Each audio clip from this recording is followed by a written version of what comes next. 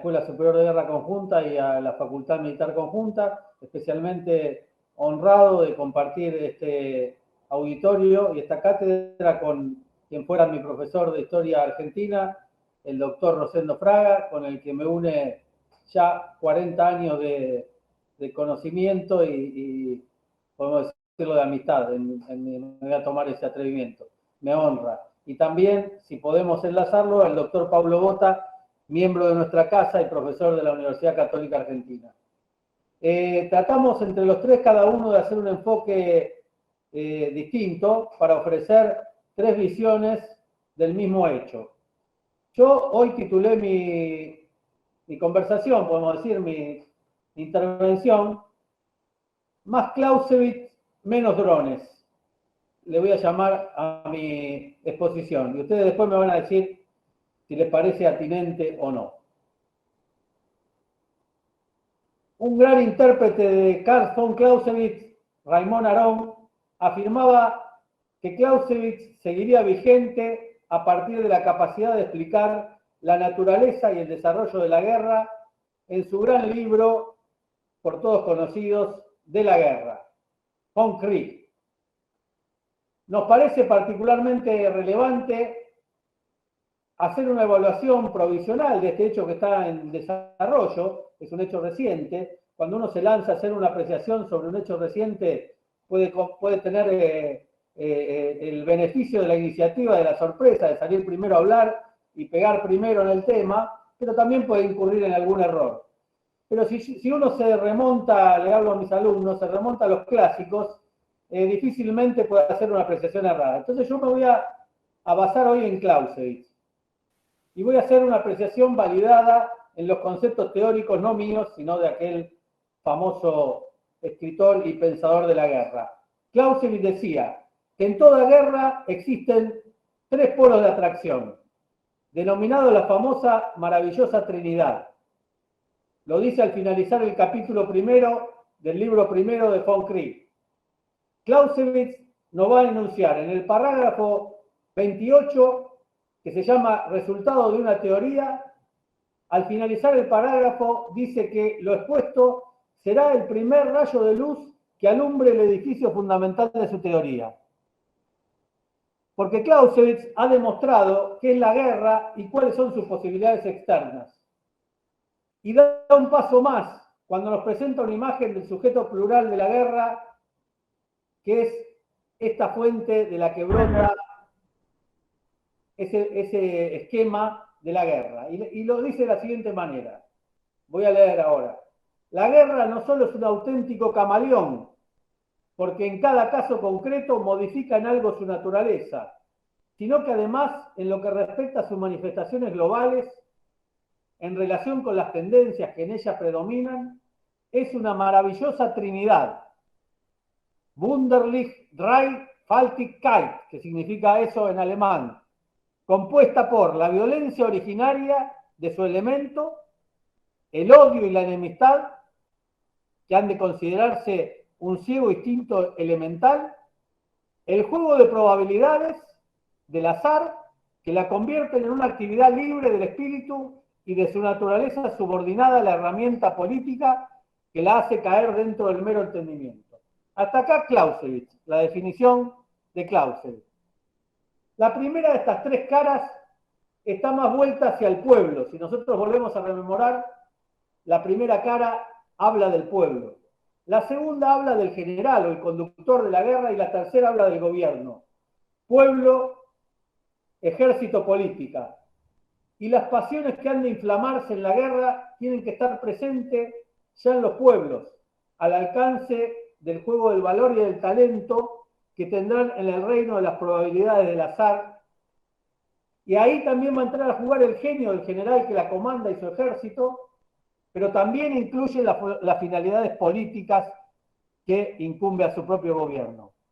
Entonces esta maravillosa trinidad puede ser considerada una verdadera imagen desde la irrupción histórica de los movimientos nacionales portadores de estados, allá desde la Revolución Francesa en adelante. Entonces Clausewitz patentiza un fuerte sentido de las fuerzas de la historia, Por un lado, el duelo, el combate entre dos partes y las dos clases de guerra y su finalidad política. Por otro lado, la maravillosa Trinidad, que actúa como sujeto plural de la guerra. Esa maravillosa Trinidad es la imagen de la dimensión interna de las comunidades que hacen la guerra. Se trata de una imagen que representa las tensiones y relaciones de una visión pluralista del Estado. Es percibida en realidad, es imaginada y desde allí es elevada al concepto. Entonces él la percibe, la imagina y la eleva a un concepto. Distingue los caracteres de cada una de las partes. El pueblo, repito, el jefe militar y el jefe político. Al pueblo, das Volk, la confluencia del odio, der Hass, y la enemistad, die Feindschaft, la violencia primitiva en su esencia, como ciego impulso natural. Al jefe militar entonces le va a corresponder el juego del azar y las probabilidades que remite al talento y al valor del arte, y al jefe político pertenece el entendimiento.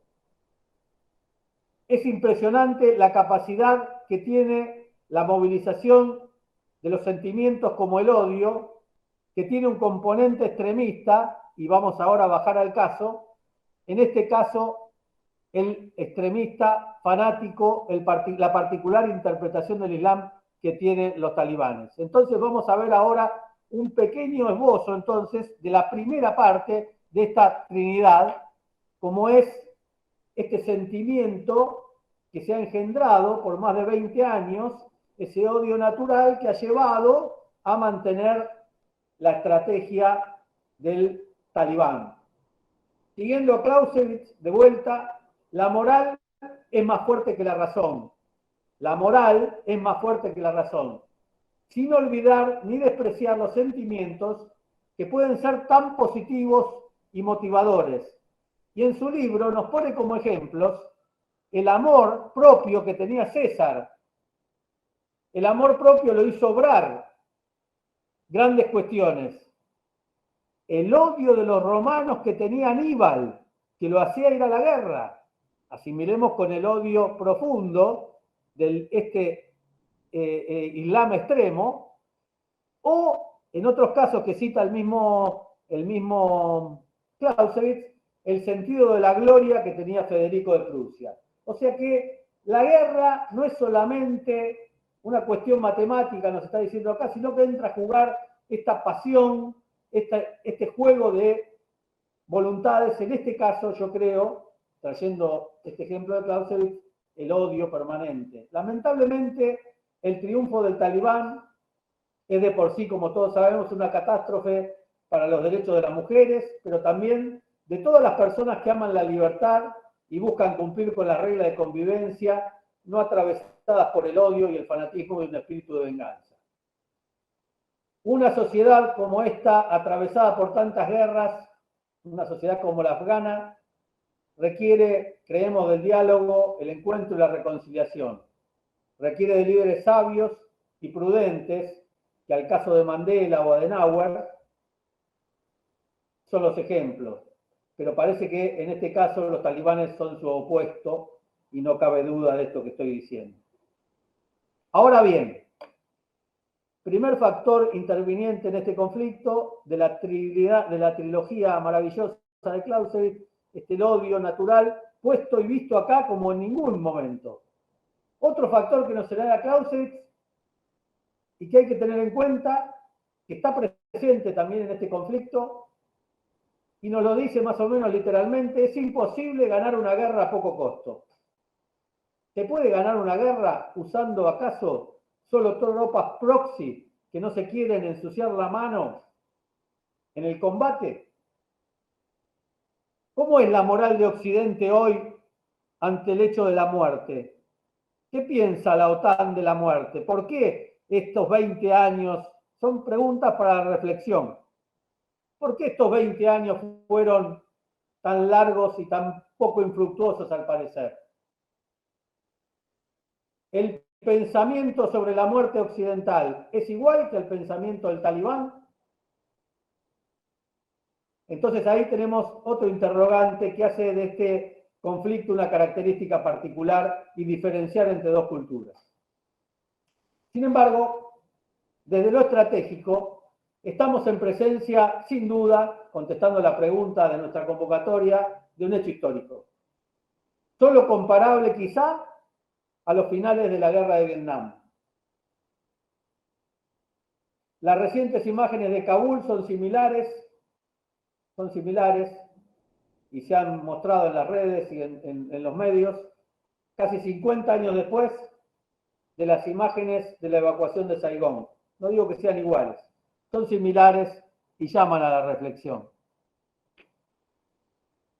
Recordemos que el 11 de septiembre de 2001, los ataques a las Torres Gemelas y al Pentágono pusieron fin a la era de la unipolaridad mundial, y ese corto periodo que se inició con el desplome de la Unión Soviética en el 1991, lo que hoy se recuerda como la llamada era Clinton, el mundo parecía encaminarse hacia una marcha sostenida hacia la cooperación y la paz generalizada, como se patentizaba en el abrazo entre Arafat y Rabin en aquel momento, bajo los principios de tres pilares que eran la democracia liberal, el libre mercado y el respeto por los derechos humanos.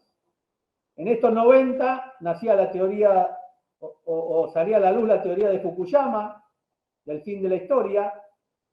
Desempolvaba Fukuyama, no creaba nada, desempolvaba una vieja tesis de Alexander Koyev, que interpretó a su vez a Hegel, este deseo del hombre occidental del fin de la historia, de la paz eterna, una paz armada. Hace 20 años, cuando empezaba la invasión norteamericana a Afganistán, la doctrina estratégica oficial de los Estados Unidos sostenía que estaban en capacidad de librar dos guerras simultáneamente, en dos frentes. Cuestión que no pudieron hacer ni siquiera Napoleón ni Hitler, que sabemos con el diario del día después lo que les sucedió al querer enfrentar dos frentes simultáneamente. Luego de la caída de Bagdad en 2003, las declaraciones de la entonces secretaria de Estado, Condoleezza Rice, hacían probable una inminente invasión a la República Islámica de Irán, que no sucedió. Esto es producto en general de una visión de Occidente equivocada de Oriente y en particular del Islam.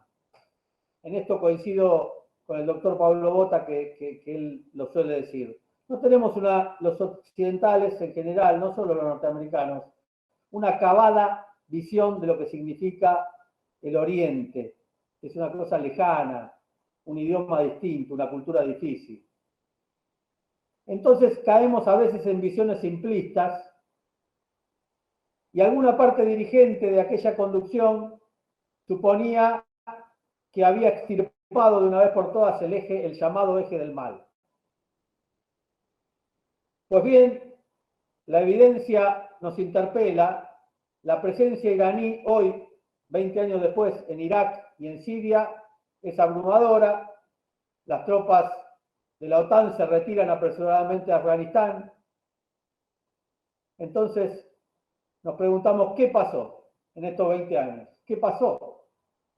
Es evidente que Occidente o la OTAN no tenía un plan político coherente y sostenible para Afganistán. Otra parte de la trilogía clausewitziana. La política impera sobre el hecho militar.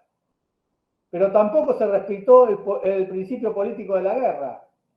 Y para mí, la presencia militar se fue hundiendo en estos 20 años en la profundidad de un dispositivo enemigo que no conocía, que le resultaba difícil, le resultaba inentendible, y que no había llegado a compenetrarse y a conocer. Ya desde el inicio era muy difícil encontrar algún oficial occidental que dominase el pastún, la lengua dominante de los afganos. Por eso, y de ahí en adelante, todo es comprensible. No entender al otro, no entender la naturaleza del otro. Por lo tanto, me parece que se apostó por un gobierno corrupto y débil, llamado proxy, podemos decirlo, en una cultura tribal favoreció, en estos años sí, mejoró la calidad de vida de las mujeres y de las minorías, mientras la espantosa interpretación del Islam de los talibanes era especialmente brutal y despiadada con este grupo de personas. Pero el principio clausewitziano sostiene que el atacante tiene el tiempo en su contra, el que ataca. Vuelvo a Clausewitz. Mientras que el principio de la primacía de la defensa indica que el defensor puede sumergirse en la retirada al interior del país como todo y con todo el tiempo del mundo. Esperar. Hay una frase de los talibanes que me llama poderosamente la atención. Una frase que sintetiza hoy, con esto que pasa, lo que realmente pasó. Ellos decían y dicen, los norteamericanos tienen los relojes, nosotros tenemos el tiempo. Hicieron uso de este tiempo durante 20 años. Otra vez, la cultura, la mente, la manera de pensar. Está claro también como evidencia, estoy dando todas evidencias basadas en Clausewitz.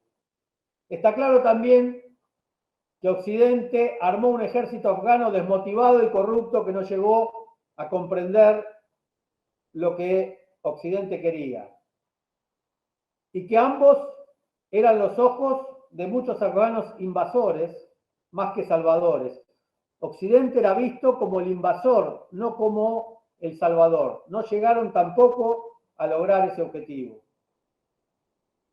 Los talibanes, aún con toda su brutalidad a cuestas, que no descartamos, en estos 20 años se apoderaron de una bandera muy sensible en la era contemporánea y actual. Hicieron uso de la bandera del nacionalismo.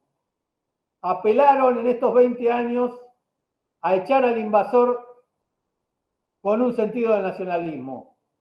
Volvemos a Clausewitz cuando estudia la guerra de independencia española. El pueblo español sintió invadido por Francia y salió en defensa de su terruño en las llamadas guerras de independencia, que tienen mucha relación con nuestra independencia nacional. Bueno, los talibanes, con sentido de la oportunidad, hicieron uso de ese sentimiento nacional. El odio contra el enemigo y el sentimiento de nación para motivar a su pueblo. Y acá están los 20 años. De ahí en más que desarrollaron un trabajo político que los llevó a recuperar posiciones en una juventud desanimada y desintegrada por la pobreza. Y otro elemento que voy a agregar, el control de las plantaciones de amapola para el narcotráfico por parte del talibán les proporcionó un basamento económico interesante. Vamos juntando argumentos, fundamentos, el odio natural, sentimiento del nacionalismo, fondos habidos de un constante flujo económico producido por el opio y derivados. La ronda de negociaciones, a mi entender, que se empezó a dar con Occidente, sirvió de fachada y el tiempo terminó de comprobar que Occidente había perdido una voluntad de combate, se había desgastado, como lo dice el presidente Biden, se había desgastado en 20 años y no soportaba más muertes y más sacrificios en un terreno que les era esquivo. Por lo tanto, el tiempo hizo el resto. El tiempo hizo el resto, como decían los talibanes. Ustedes tienen los relojes, nosotros tenemos el tiempo. El ataque coordinado a todas las capitales provinciales antevino al despejo al acceso a Kabul, que fue lo que vimos en los últimos días como gran novedad. Parecía que los Estados Unidos e Inglaterra enviaban sus soldados para huir, algo así como decían los titulares del periódico en la retirada de Dunkerque en la Segunda Guerra Mundial. Los titulares de los periódicos decían: parece que los ingleses avanzan hacia el mar. Es muy similar la imagen.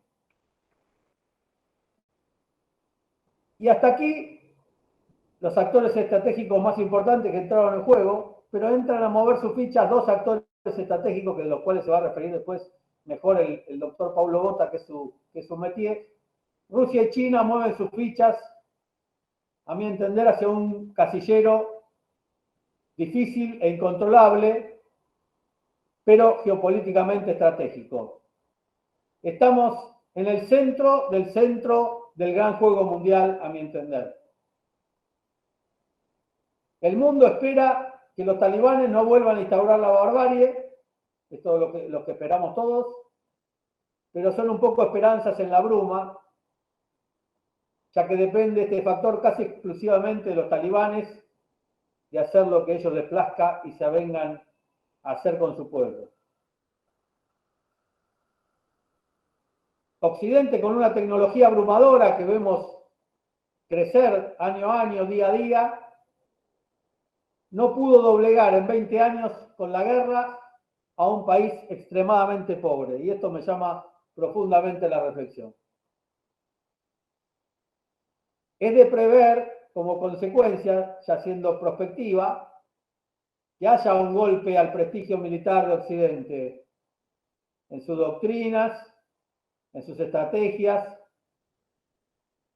y la maniobra china y rusa de aproximación indirecta es una cuestión probable a tener en cuenta, y en el marco estratégico, evidentemente, en mi entender, es que han sido beneficiadas estas potencias de Oriente, sobre todo China. Una vez más, volviendo a Clausewitz, la política le ganó a la guerra, la tecnología, perdón. La política le ganó a la tecnología. La política pudo más que la tecnología. Como director de la Escuela Superior de Guerra Conjunta, veo claro y es evidente una lección ya, con riesgo de no equivocarme, la importancia de la construcción política como red de soporte de los hechos armados se impone nuevamente como criterio, siendo un seguidor de la doctrina clausewitziana. Nuestra tradición en el pensamiento militar nacional ha sido prolífera en cuanto al estudio de interpretación de Clausewitz en muchos autores, de la cual nuestra biblioteca cuenta con muchos pensadores argentinos que han interpretado esto acabadamente. Enseñamos en nuestra academia y queremos enseñarle a nuestros alumnos la comprensión política del hecho bélico. Como decía Clausewitz, lo social determina lo político y lo político determina lo militar. En la Revolución Francesa se vio patentemente que es el estudio de Clausewitz. Cuando alguien se aparta de esa comprensión, que lo social determina lo político y lo político lo militar, abre la puerta a la comisión de actos destinados a fracasar en el largo plazo, y yo creo que la dirigencia general de Occidente no vio esto, no vio durante 20 años que lo político, lo social, interpreta lo militar y no al revés. Por lo tanto, abogo y anhelo una comprensión profunda del sentido de la comunidad política, de la necesaria unidad en el diálogo como esencia de la práctica de la polis, es decir, de la institucionalidad de la vida en común. Estimados alumnos, es importante anteponer los fines políticos al conjunto para así neutralizar las movilizaciones del odio y trabajar siempre pensando en los consensos necesarios. Ese es el mensaje final que creo que a esta altura de los acontecimientos y con las cuestiones sucedidas con estos puntos que acabo de remarcar, debemos tener especialmente en cuenta, no apartándonos del pensamiento clausewitziano. Los talibanes y Occidente mostraron su juego. Volvamos a Clausewitz e interpretemos la política de la guerra. Más Clausewitz, menos drones. Esto es todo lo que tenía para decir hoy. Muchas gracias. Para mí es un gran gusto estar con ustedes. Le agradezco a mi exalumno y amigo, el coronel Camilli, ¿no es cierto? No es tan fácil, 40 años mantener relación alumno-profesor. Y es un gran gusto. Bueno, yo voy a hacer un breve comentario de historia, histórico, un segundo comentario militar y un tercer comentario geopolítico, ¿no es cierto? Como que el histórico nos da el pasado, el militar el presente y el geopolítico el futuro, ¿no es cierto? La historia. Bueno, la historia nos dice algo que no voy a decir ninguna novedad. En menos de 2 siglos, los afganos han derrotado al Imperio Británico, que era la potencia global dominante en el siglo XIX, a la Unión Soviética, cuando eran una de las dos potencias globales, hacia fines del siglo XX, y a la fuerza de Estados Unidos y sus aliados, a principios del siglo XXI. Realmente la historia lo que dice, bueno, es un terreno muy difícil para las grandes potencias, ¿no es cierto? Y entonces, realmente, lo primero que tiene que mirar es la historia. O sea, la historia dice, bueno, los afganos son gente muy combatiente, muy resistente, un concepto de Estado distinto, ¿no es cierto?, al que tenemos nosotros. Haber derrotado al Reino Unido en las 3 guerras que se llaman anglo-afganas, de 1839, ¿no es cierto?, a 1919, en esos 80 años. ¿Y por qué? Porque Afganistán era, ¿no es cierto?, como decimos, el estado tapón entre 2 imperios en pugna en el Asia, el ruso y el británico desde la India. Y esa era la importancia estratégica, ¿no es cierto?, de Afganistán. Para la Unión Soviética, que combate, ¿no es cierto?, en los años 80, y Afganistán es uno de los precipitantes de la caída de la Unión Soviética, porque para la Unión Soviética una derrota militar, ¿no es cierto?, en Afganistán era una situación que deterioró. Chernobyl fue otro, pero Afganistán fue otro. Deterioró, ¿no es cierto?, mucho el prestigio, el consenso del poder soviético. Y bueno, la Unión Soviética ocupó el país, formó el ejército afgano prosoviético, ¿no es cierto?, el gobierno afgano prosoviético, pero fracasó. Y ahora, en la tercera vez, ¿no es cierto?, Estados Unidos y sus aliados, sin lugar a dudas, el mayor poder militar del mundo, es decir, sufre una derrota, un fracaso.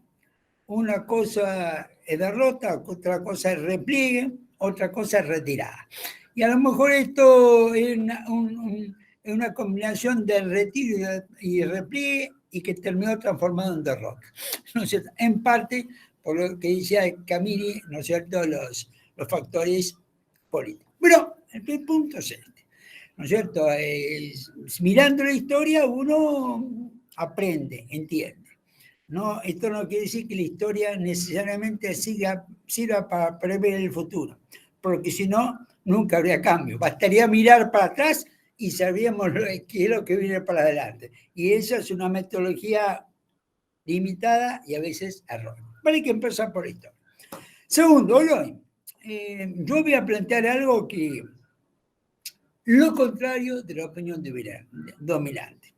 Voy a defender a las fuerzas afganas, atacadas primero por el presidente de Estados Unidos. Miren, en estos 20 años murieron 2.500 americanos, las fuerzas más americanas, en Afganistán. Murieron 1.100 europeos también, las Fuerzas Armadas europeas, y 70.000 soldados afganos. Es decir, por cada hombre de la OTAN que murió en esta guerra, murieron 19 o 20 afganos. Es decir, no hubo un bajo nivel de espíritu de combate en las tropas afganas regulares. Yo diría que la aptitud para la guerra prolongada es de los afganos, no de uno, sino y no de otro. ¿Qué fue lo que pasó? Ver, simplifico una cuestión muy sencilla. Una fuerza nominal, ¿no es cierto?, de 300.000 hombres, tomo los números que dio el presidente Biden, yo le creía que es nominal, efectivo era menor, pero tomémoslo, organizado, equipado por Estados Unidos, con su mismo tipo de armamento, con su mismo orgánica para hacer la guerra. ¿Qué pasó? Hubo un shock logístico. Un shock logístico. Si usted tiene una fuerza de esa dimensión y le corta el combustible, le corta la munición, le corta el racionamiento, le corta el salario, que todo eso provenía de Estados Unidos, esa fuerza se derrumba. Inevitablemente se derrumba. Ahora, pensar que Estados Unidos iba a mantener ese flujo logístico sin estar en el terreno es imposible. La retirada le exigía terminar con el flujo logístico. ¿Qué fue lo que hicieron? Es decir, no podían mantener el flujo logístico si no se quedaban en el terreno. ¿Quién defiende los depósitos? ¿Quién hace el transporte? Es imposible. Y este es el punto. Es decir, el punto clave es el derrumbe. Sin el apoyo logístico que los tenía Estados Unidos. Estados Unidos mandaba el dinero para los salarios. Eso se cortó. Hacía 2 meses que se había cortado. Pero hasta el racionamiento venía de Estados Unidos. Es decir, ese para mí es la clave del derrumbe. No la falta de coraje, ¿no es cierto?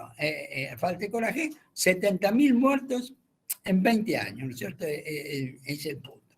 Y esta es la cuestión central. Estados Unidos, si se iba totalmente, el flujo logístico se cortaba. Y eso es, para mí, la clave del derrumbe.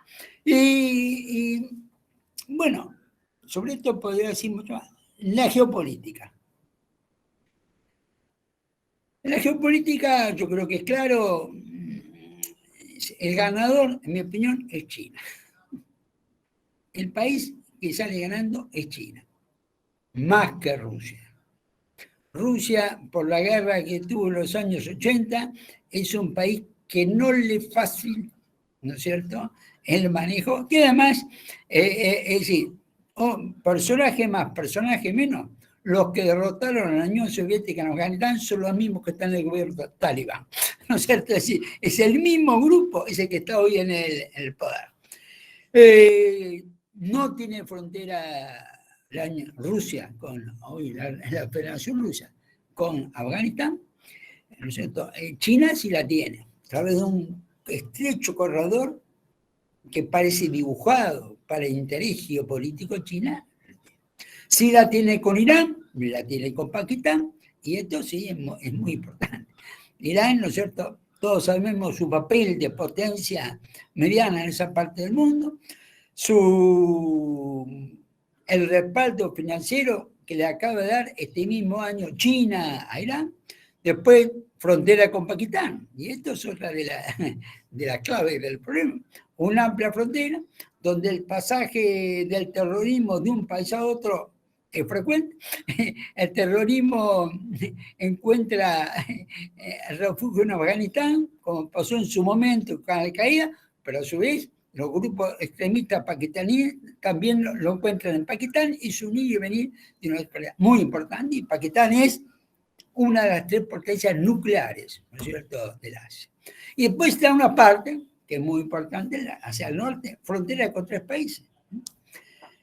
Turkmenistán, Uzbekistán, Kazajistán, Asia Central. Los otros dos países de Asia Central son Kazajstán y Kirguistán. Esto es una parte hoy estratégicamente muy importante, a la cual desde Argentina le damos poca importancia. No tenemos embajador en ninguno de estos 5 países, ¿no es cierto? Son todos embajadores concurrentes los que tienen. Y bueno, esto, mira, así como decía, Afganistán es un estado tapón entre el imperio británico y el ruso en el siglo XIX y el principio del XX, esos 5 países del Asia Central lo son entre Rusia y China. Es justo la zona entre Rusia y China. Y acá el punto, y claro, hoy son países independientes. Antes eran de Rusia y después de la Unión Soviética. Y esta zona, que está aumentando su importancia a medida que China aumenta la suya, tuvo una presencia norteamericana muy importante en los últimos 20 años, porque era base para operar en Afganistán. Entonces la presencia estadounidense era muy importante en ese sentido. Hay algunas apreciaciones de Occidente que para mí son erróneas. Vuelvo a lo que decía Camilli basado en Clausewitz. Sí, hay que conocer. Dice, no. Y a los tiempos que decía Camille, ¿no es cierto?, los derechos de la mujer. Entonces, los talibanes van a tener que ceder ante Occidente porque si no colapsan económicamente. Y entonces la presión de Occidente va a lograr que los talibanes, ¿no es cierto?, cumplan sus manifestaciones de intenciones, ¿no es cierto?, de moderación. Bueno, a mi juicio, es totalmente erróneo ese concepto. Primero, Afganistán tiene 30 millones de habitantes y su economía es de un PBI que es el 5% de Argentina. El 5% de la Argentina. De Argentina hoy, ¿no es cierto? Es muy barato sostener Afganistán. Es muy barato sostener Afganistán. La presión económica sobre Afganistán, ¿no es cierto?, no va a ser un arma eficaz, ¿no es cierto?, como tampoco lo fue la presión occidental sobre Rusia para el retiro de Crimea o que no apoye ¿no es cierto?, a la secesión ucraniana. Entonces, ¿quién va a apoyar económicamente ¿no es cierto?, Afganistán? Me animo a anticipar, va a ser China. Afganistán tiene recursos minerales no explotados importantes. En los convencionales, tradicionales, oro, cobre, hierro. En lo nuevo, litio y tierras raras. Los dos insumos para la industria electrónica. Entonces, la presión económica de Occidente, que ya ha empezado en toda su intensidad. Los 9.000 millones de dólares de reserva de Afganistán, que estaban en bancos occidentales, 7.000 de la Reserva Federal, ya fueron encartados, ya se los sacaron. Los 400 que iban a recibir esta semana de los DEC, lo mismo que recibimos nosotros esta semana nosotros recibimos 4.400, ellos 400. Se los cortaron, no se les devolvieron. Todo esto central, así como una visión exclusivamente militar, si no va complementado con la política, yendo a la política, conocimiento, cultura, religión, historia, puede no ser suficiente. Lo mismo pasa para la presión económica. Entonces, para no pasarme del tiempo, y en todo caso dejar para preguntas y comentarios, yo diría, primero, la historia es muy clara, ¿no es cierto?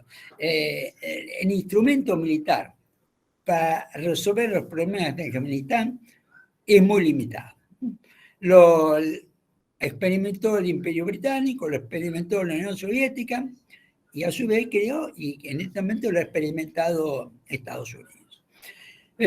Segundo, el derrumbe, opinión, no es consecuencia de los soldados afganos no tuvieran coraje. 70.000 muertos, no dicen qué coraje había. Es decir, es el cese, el colapso logístico lo que produce el derrumbe. Tercero, la geopolítica. China es el ganador geopolítico. Algunos dicen sí, pero los uigures y China puede sufrir terrorismo musulmán. Sí, pero bueno, China tiene que encargar en su relación con Afganistán que eso lo pase. Y creo que lo van a hacer.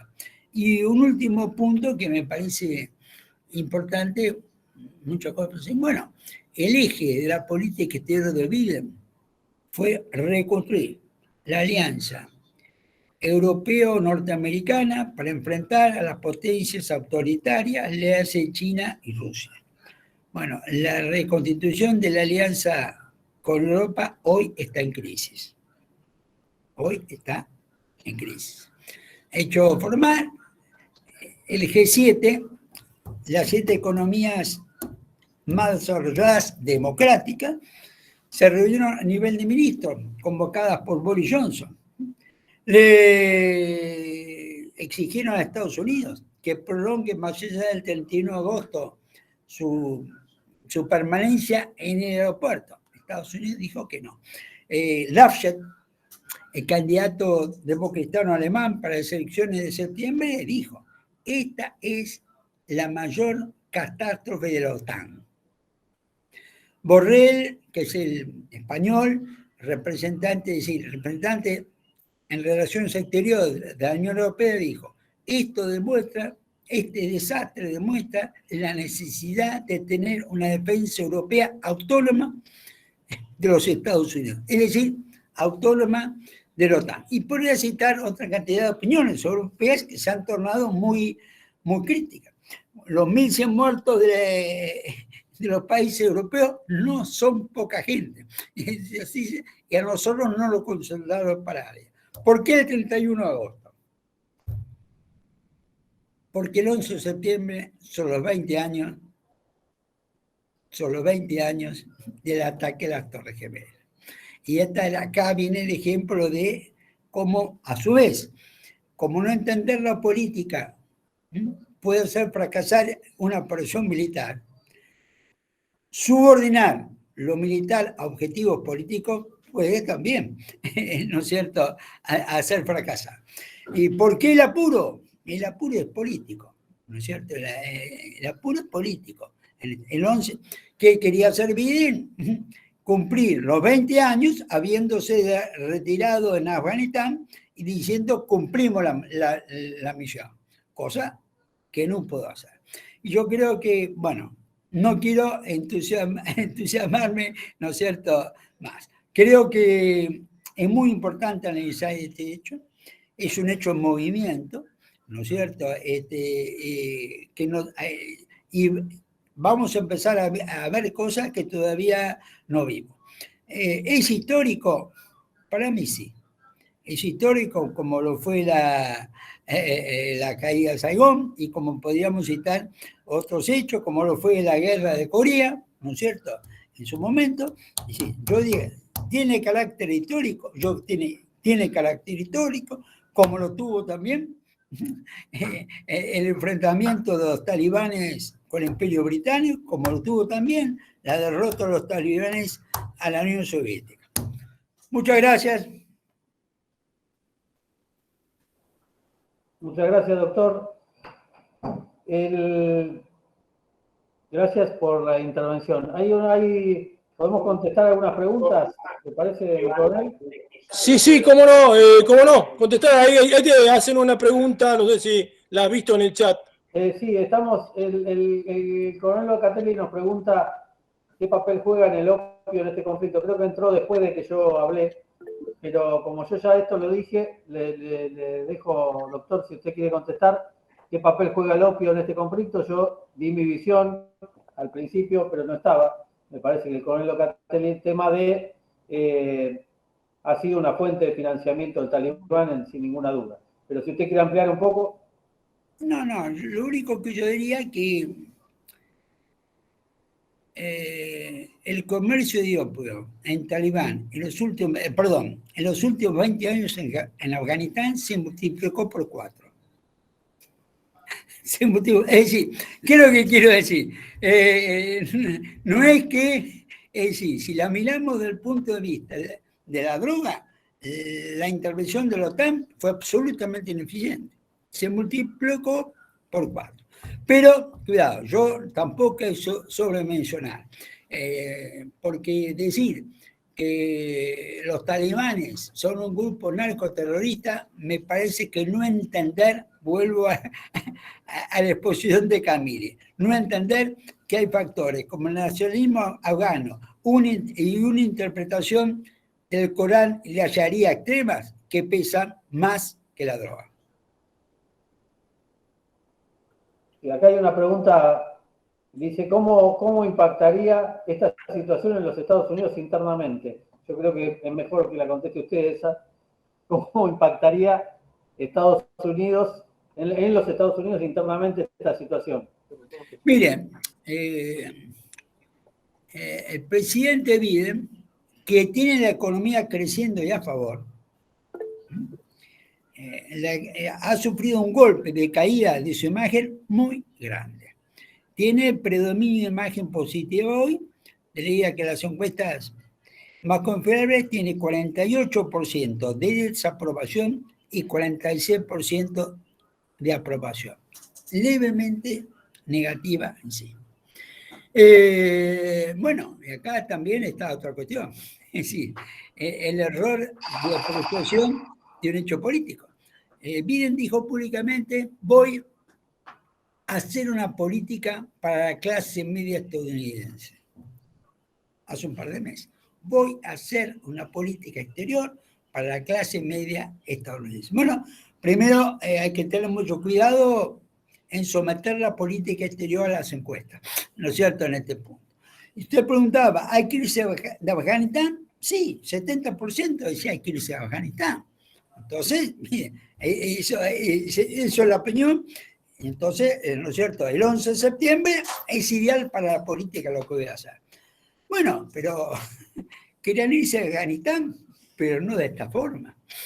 No de esta forma. Al presidente Biden lo ha golpeado. Hoy tiene peor imagen que la mayoría de sus predecesores en el mismo momento. A fin de agosto, porque ellos asumen en enero en este momento. Entonces, es la pasión. Después hay otra cuestión. Normalmente, desde el punto de vista de los medios, es muy difícil sostener una información mucho tiempo. Bueno, esta se va a seguir manteniendo. Es una información que se va a seguir manteniendo. Porque están las cuestiones de género y una serie de circunstancias que esto se va a prolongar en el tiempo. Esto quiere decir que Biden va a perder la elección de medio mandato de Estados Unidos de noviembre al que viene. No, eso es mucho tiempo y muchas cosas pueden pasar.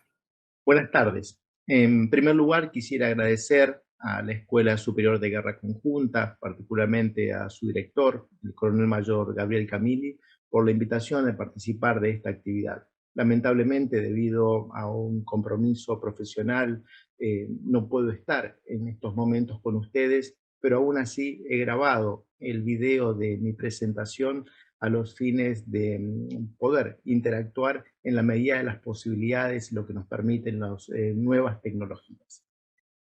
Mi ponencia en el día de hoy se centra en cuál es el impacto que ha tenido la toma de Kabul por parte de los talibanes a nivel regional.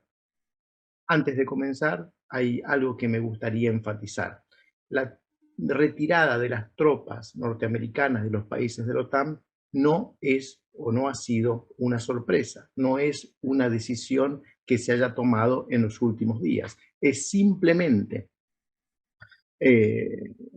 la manifestación de lo acordado en los denominados acuerdos de Doha en febrero del año 2020 y que comenzó a implementarse en febrero de este año cuando Estados Unidos y la OTAN anunciaron cómo iba a comenzar a realizarse la retirada de sus efectivos de Afganistán. Entonces, esto es simplemente lo que ha hecho la administración Biden, es implementar lo que había firmado la administración Trump en febrero del año 2020. ¿Cuál es el eje, mi hipótesis central con respecto al impacto regional? Pues es la toma del poder por parte de los talibanes en la forma que se ha hecho.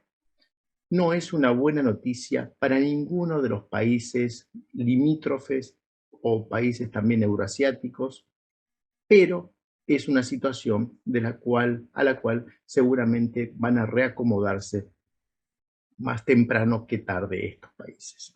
¿Por qué digo que es una situación incómoda? En primer lugar, porque se llegó a esto no a través de un acuerdo entre las partes afganas, este diálogo intraafgano, como establecían los acuerdos de Doha, sino que simplemente ha sido por una imposición, por una realidad en el terreno. Los acuerdos de febrero del año 2020 establecían que tanto talibanes como el gobierno afgano debían negociar la situación que se iba a dar en Afganistán una vez que se retiraran las tropas occidentales. Y eso no ha sucedido. ¿Sí? Desde el año 2020, 2021, hemos visto que los acuerdos, las negociaciones en Doha, en Qatar, que las iniciativas de mediación de Rusia, que las iniciativas de mediación de Turquía, de Irán, todas han fallado. Y por lo tanto lo que ha quedado ha sido la realidad en el terreno. ¿Cuál es la realidad en el terreno? Un avance muy claro, muy significativo, rápido, sorprendente en este caso, de los talibanes, que ha concluido la semana pasada cuando han ingresado, no combatiendo, sino básicamente por la propia disolución de las fuerzas del gobierno afgano en la capital, en Kabul.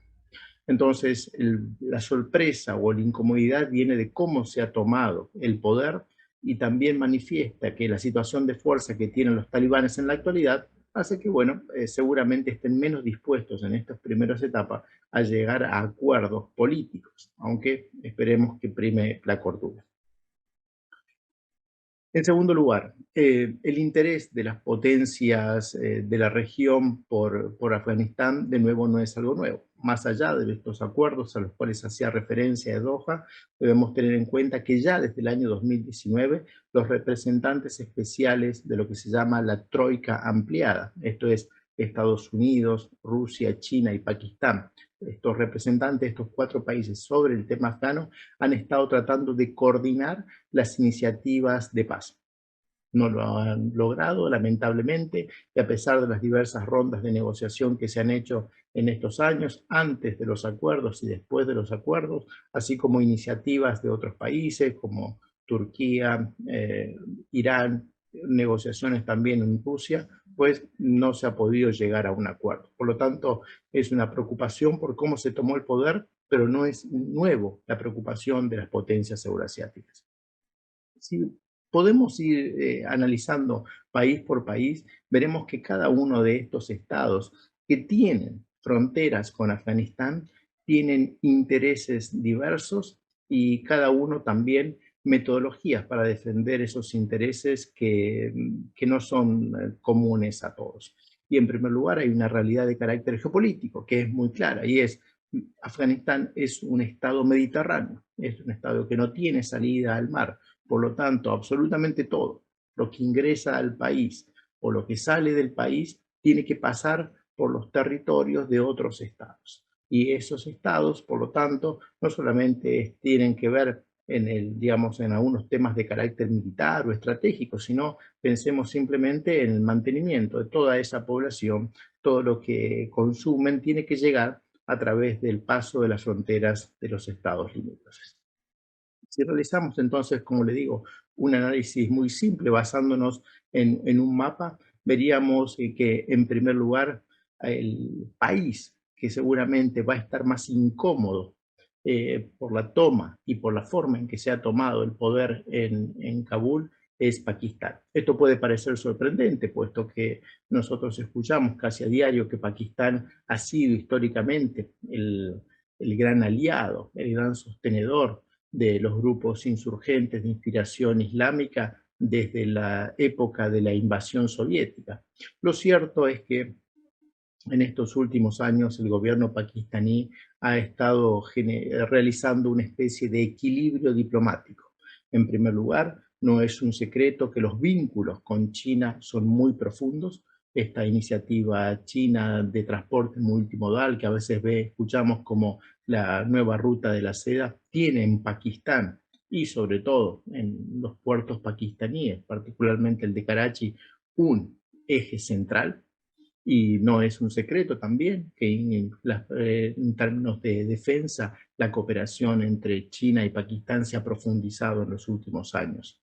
Pero a la vez, Pakistán también es muy consciente de la importancia de las relaciones con los Estados Unidos de América. Y en eso les decía, este equilibrio diplomático, el ingreso de los talibanes es un factor más que va a complejizar las relaciones, no solamente de Afganistán con Pakistán, sino de Pakistán también junto con China y con Estados Unidos. Esto en un contexto de competencia entre grandes potencias, entre crisis del COVID, seguramente va a requerir por parte de Pakistán de mucha pericia diplomática para lograr un acuerdo. Por además, y tenemos que señalarlo, Pakistán ha sido, es y seguramente será el principal, digamos, país de destino de todos los movimientos poblacionales derivados de la inestabilidad en Afganistán. Y por lo tanto, como les decía, en medio de todas estas crisis, entre las grandes potencias y recibir seguramente población más algún tipo de inestabilidad en el campo de seguridad, pues para Pakistán no es definitivamente una buena noticia. En el caso de otro de los países limítrofes muy importantes para Afganistán, como es el caso de Irán, tampoco es una muy buena noticia. No es un secreto que en los años 90 Afganistán Irán estuvieron casi al borde de una guerra, puesto que los talibanes en ningún momento, desde el punto de vista ideológico, desde el punto de vista militar, ocultaron su oposición a Irán. Desde el punto de vista ideológico, porque recordemos que los talibanes son un grupo extremista, salafista, yihadista, sunita, y que para ellos los iraníes de mayoría chiita son particularmente un enemigo a considerar. Y, por otro lado, porque los iraníes eran los grandes sostenedores de la denominada Alianza del Norte, el principal grupo militar que se oponía a los talibanes. A pesar de esa historia, digamos, de tensiones, lo cierto es que hoy en día el pragmatismo iraní parecería tratar de encontrar una solución a lo que está sucediendo en Afganistán. En primer lugar, lo mismo que sucede con Pakistán, Irán ha recibido a lo largo de las últimas décadas muchísimos refugiados afganos. Se estima que alrededor de 3 millones de afganos viven en Irán, lo cual es un gran peso en términos políticos. Por otra parte, si bien podríamos uno pensar en primer momento que es una buena noticia para los iraníes que las tropas norteamericanas y de la OTAN se retiren de un país limítrofe a ellos en un momento de tensión, pues lo cierto es que hay tantas preguntas todavía sin respuesta con respecto al futuro de Afganistán que no creo que sea una buena que es una buena noticia a largo plazo. En primer lugar, hay un punto central. Todas las críticas que está recibiendo el presidente Biden por la forma en cómo se ha implementado esta retirada de tropas seguramente impactará de manera negativa en las negociaciones entre Irán y Estados Unidos, de la misma manera que impactará negativamente en algunas negociaciones entre Estados Unidos y China. ¿Por qué? Porque Estados Unidos se va a ver obligado, entre comillas, a tomar decisiones más duras, a tener posiciones de negociación menos flexibles para no ser acusado de debilidad. Y por lo tanto, en un momento en que Irán está negociando el regreso del acuerdo nuclear, pues un Estados Unidos menos dispuesto a negociar debido a lo que está sucediendo en Afganistán, tampoco es una buena noticia. Por lo tanto, para los iraníes, a pesar de que han dado en estos momentos señales muy pragmáticas de tratar de negociar, de hablar y de entenderse con el nuevo gobierno en Afganistán, lo cierto es que hay una gran incomodidad.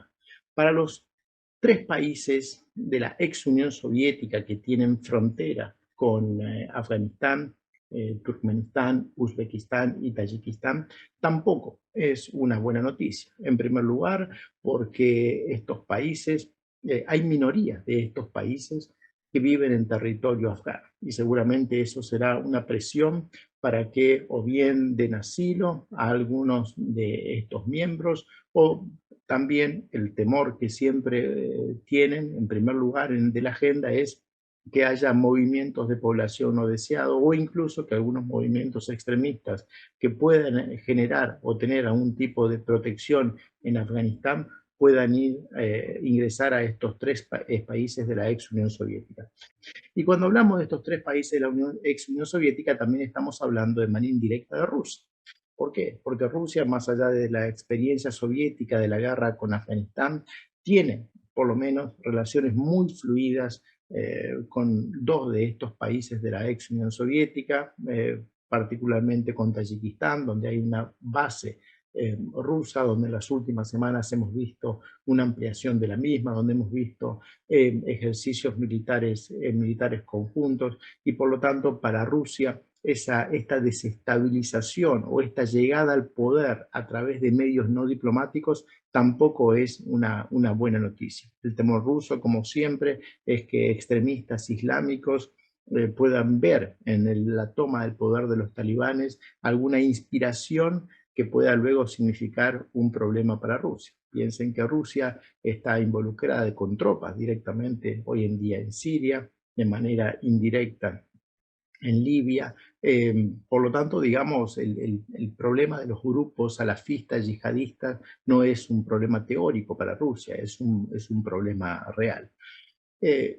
Y el otro de los países que también tiene fronteras con Afganistán y del cual se está comenzando a hablar en los últimos días es obviamente China. China tiene una frontera muy pequeña, menos de 100 kilómetros, en un apéndice que tiene Afganistán, que es el fruto del colonialismo. Ese apéndice, que se conoce como precisamente el corredor de Wuhan, fue establecido en el siglo XIX para evitar que el Imperio Británico y el Imperio Ruso tuvieran fronteras directas. Esto es verdaderamente un estado tapón en el sentido geopolítico que entendemos por ello.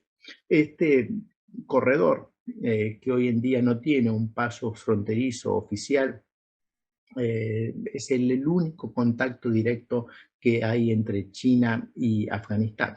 Pero independientemente de este vínculo directo que hoy en día está cerrado, como les mencionaba, en realidad China tiene también muchos intereses, o podría tener muchos intereses en Afganistán. En primer lugar, yo diría desde el lado afgano, cualquier legitimidad a nivel internacional pues sería muy favorecida por un entendimiento con China. Es una de las grandes potencias del sistema internacional y sería muy beneficioso para los talibanes llegar a un acuerdo con China. De hecho, algo de esto se ha hecho porque en los últimos meses delegaciones talibanes han visitado oficialmente tanto la República Popular China como la Federación de Rusia. Por lo tanto, podemos decir que los 2 grandes países euroasiáticos ya están tomando o han estado tomando en los últimos tiempos algún tipo de medida diplomática para entenderse con los talibanes en el futuro. China, les decía, siempre se ve o siempre se analizan los intereses China en primer lugar desde el punto de vista económico, lo cual es cierto. Afganistán no solamente que va a necesitar inversiones en infraestructura, sino que tiene grandes riquezas en sectores minerales. Particularmente se estima que posiblemente haya grandes reservas de litio, lo cual lo convierte en atractivo para todo lo que tiene que ver con industrias tecnológicas, pero lo cierto es que en tanto y en cuanto no haya una estabilidad completa en el país, cualquier tipo de inversión en este campo va a estar muy limitada. Pero en este sentido, además, hay otra situación que se suele mencionar, que es la minoría túrquica, islámica, que existe en la República Popular China, en la provincia de Xinjiang, en el noroeste de China, que es precisamente la zona que limita con Afganistán. Para China es un problema el hecho de que un grupo que ha llegado al poder a través del uso de la fuerza pueda servir también de inspiración para, para los uigures que viven en China. Por lo tanto, ahí vemos cómo el interés tanto de Rusia como de China con respecto a lo que pueden percibirse como los problemas que podrían derivarse de grupos salafistas yihadistas que se inspiren en los talibanes y que puedan en sus respectivos territorios ser un problema de seguridad, yo diría que es casi la misma preocupación que tienen o han tenido también los Estados Unidos, y por eso ha sido precisamente incluido en los acuerdos de Doha. Por lo tanto, lo que podemos ver es que todos estos países, tanto sea Pakistán como India, como los 3 países de la ex Unión Soviética de Asia Central, como Rusia, como China, pues cada uno de ellos tiene sus propios intereses, cada uno de ellos verá afectado su política exterior por la forma en que los talibanes han tomado el poder. No es una buena noticia, como les decía, pero seguramente rápidamente se van a reacomodar a esa realidad. Tal vez podríamos incluir en análisis otros 2 estados. Uno es India, que no ha sido incluido en este troika ampliada, a pesar de que Rusia alguna vez lo haya señalado, y que obviamente su oposición con Pakistán, su oposición con India, por razones diversas, cada uno de ellos, básicamente de carácter territorial, y su cercanía también a los Estados Unidos, creo que no ha sido una buena carta de invitación ni para Rusia, ni para Pakistán, ni para China, y por eso India no ha quedado incluida dentro de este cuarteto, esta troika ampliada que trató el tema de Afganistán. Tiene sus intereses particulares, seguirá siendo importante. Un tema que creo que para India es fundamental es la salida de Afganistán. Puede hacerse a través del puerto de Karachi en Pakistán o a través de 2 puertos iraníes. Uno es Bandar Abbas y otro es Chabahar. El puerto de Chabahar particularmente ha sido ampliado con una financiación india, y nunca India ha ocultado su interés en este puerto como una forma de competir con el puerto pakistaní de Karachi. Por lo tanto, todo lo que entre y salga del territorio afgano, si sale o entra por Karachi, va a beneficiar a Pakistán. Si sale o entra por el puerto de Chabahar en Irán, va a beneficiar de alguna manera a India, y creo que también ahí India tiene sus propios intereses de carácter económico y también en el fondo de carácter geopolítico. Y el otro de los estados que podríamos incluir es Turquía. Turquía está presente en estos momentos con tropas, es un país miembro de la OTAN, en estos momentos, como les decía, en el aeropuerto de Kabul, y el presidente Erdogan ha dado señales, por lo menos desde un punto de vista, digamos, las declaraciones oficiales, de estar dispuesto a avanzar con algún acuerdo con los talibanes en el poder. Por lo tanto, digamos, a pesar de que Turquía es un país de la OTAN que ha estado involucrado directamente en las operaciones contra los talibanes en los últimos años, y que todavía hoy está presente en el aeropuerto, también está dando los pasos para reacomodarse a la nueva realidad. Por lo tanto, como mencionaba, y para concluir, todos estos países están incómodos por la forma en que los talibanes han llegado al poder. Pero, como no pueden hacer política con lo que les gustaría, sino con la realidad, pues rápidamente están dando los pasos diplomáticos para reacomodarse a la nueva situación. En un momento de competencia entre grandes potencias, por supuesto que esto no es una buena noticia para los Estados Unidos, puesto que seguramente será aprovechado tanto por China como por Estados Unidos, por Rusia, para mostrar, digamos, algún signo de debilidad por parte de los Estados Unidos, como les decía, pero hoy en día Afganistán es centralmente un problema euroasiático. Con la salida de los Estados Unidos, hoy en día Afganistán es un problema de los países de la región, independientemente de que luego podamos hacer extrapolaciones para la seguridad internacional. Es, para decirlo de alguna manera, Eurasia para los eurasiáticos. Es un regreso del gran juego, un poco más complejo, porque hay muchos más actores involucrados, pero la retirada de los Estados Unidos de Afganistán demuestra que la prioridad de los Estados Unidos hoy está en el área Indo-Pacífico, que en realidad los problemas de Asia Central no lo van a tener en los próximos años como un actor central involucrado directamente, y que su política exterior va a ir hacia otra región geopolítica. Por lo tanto, a pesar de, como les decía, de todo esto que se está viviendo, todavía creo que aún pronto para establecer algún tipo de conclusiones definitivas. Lo que sí veremos en las próximas semanas será seguramente febriles, acuerdos, negociaciones entre todos estos estados para tratar de preservar sus intereses en un momento en que la situación todavía es bastante compleja y está poco clara. Muchísimas gracias por su atención. Hasta luego.